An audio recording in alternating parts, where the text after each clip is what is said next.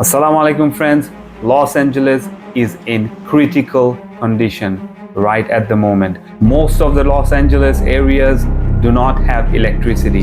The power outage is such that people are living in the dark right at this very moment. I'm going to show you a clip which is going to shock you. Before that, go ahead, like, subscribe and comment down below. Support the channel.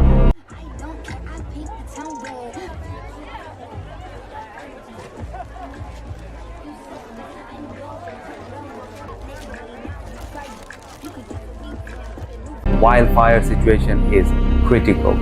The wind is 80 kilometers per hour and it is still intensifying. There is a massive power outage because of the fire reaching towards a battery plant. You'll see the news with me right now.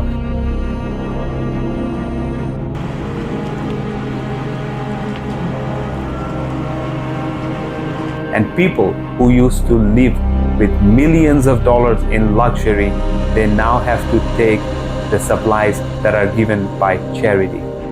The clip I'm going to show you right now has been live today. It's happening right at the very moment in Los Angeles. You can walk around, get your stuff, and come over. This bird's eye view here of this FEMA command center where they are building a virtual tent city just next to the Malibu Country Mart near the Malibu Farmers Market land there. It is a massive lot where they are going to be here for the long haul, bringing in responders from all over the place. As you know, workers are coming in from all over the country and will be here for an extended period of time. But this just gives you an idea of just, this is about as close as they can possibly get. All the way out here to the Country Mart is about as close as they can get to an area with electricity to begin responding to this part of Malibu. Guys, back to you. With the city lights in the foreground, but the foothills that have burned on the back end there, where you see those lights twinkling, most of those are emergency lights. We just measured from end to end, starting at JPL, where the fire crept really close to the JPL property. Hundreds and hundreds of people, evacuees, people in need, and volunteers coming together to hand out these essential supplies that so many Angelenos are dropping off by the truckload. People who used to live in one of the most expensive areas in America, live in such luxurious homes, drive very expensive cars, now they have to rely on the charity food and donated clothing. Because of the power shortages, the authorities are setting up emergency tents and emergency lights so people can survive in the dark.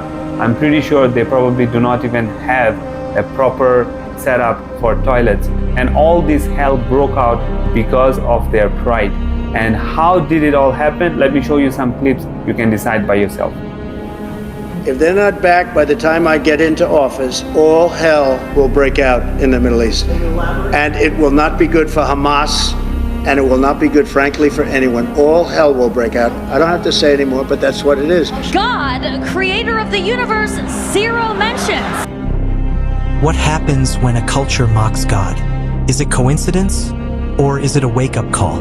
Today, we explore a shocking moment on live TV. The consequences that followed. Be not deceived.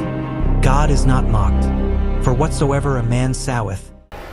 I posted this on X, but Israel is doing genocide on Gaza.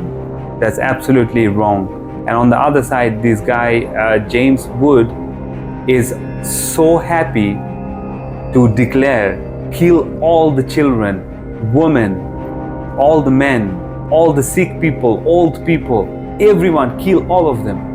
Excuse me, kill all of them? All of them? Are you all right? You're crying now on TV. How sad it is. but Sarah was on with her 8-year-old niece last night. She came out. I'm sorry. Just, one day you're swimming in the pool and the next day it's all gone. But she came out with her little Yeti piggy bank for us to rebuild our house. Oh my gosh, James Woods, we all hope that you will be able to rebuild your house, maybe starting with that little Yeti piggy bank, and we're just glad that you're okay. This whole scenario reminds me of the story of Ibrahim alayhis salam and Nimrod. And what happened between Ibrahim alayhi salam and Nimrod? When Ibrahim alayhi salam was preaching Islam and asking Nimrod to worship the one and only God who is worthy of being worshipped, that is Allah, Nimrod said, He is the God and He should be worshipped. And in return, Nimrod challenged Ibrahim alayhi salam to prove that he is not the God. So Ibrahim alayhi salam said, my God can give life and take life. And Nimrod, to prove that he can also give and take life, he called upon two people and he said, I'm going to kill one and I'm going to spare one. So I'm giving life and I'm taking life. Then Nimrod got really angry and he decided to challenge the God of Ibrahim.